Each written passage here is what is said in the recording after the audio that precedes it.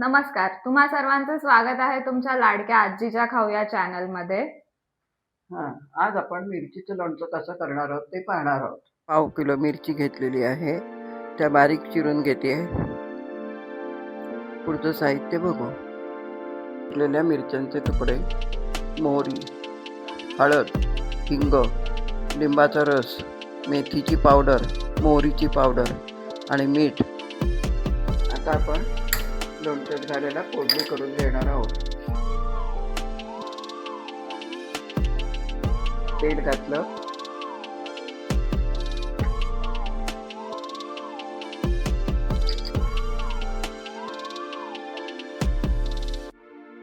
आता आपण मोहरी घालणार आहोत.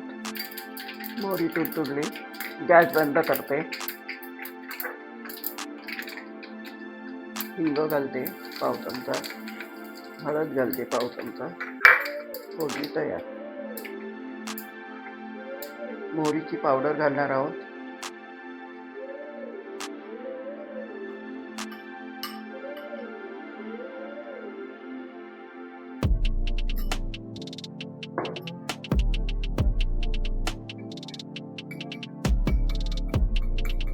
एक चमचा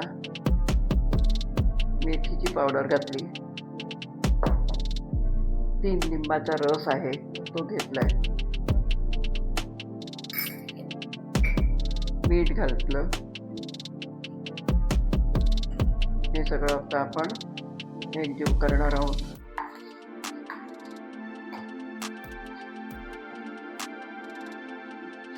पावडर आणखी घालणार आहे कारण खार लागतो जरा.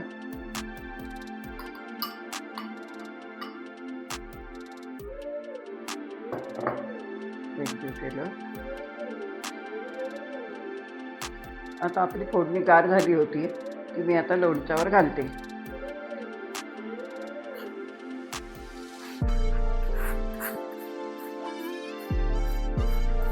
आता ते एकजीव करून घेऊया.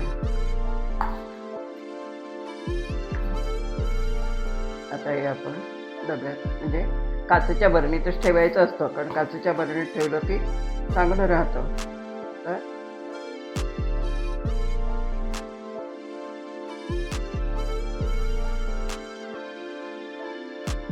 मिरचीचं लोणचं तयार झालं आहे, पण ते 2-3 दिवस जरा मुरलं पाहिजे किंवा तुम्ही खाऊ शकता.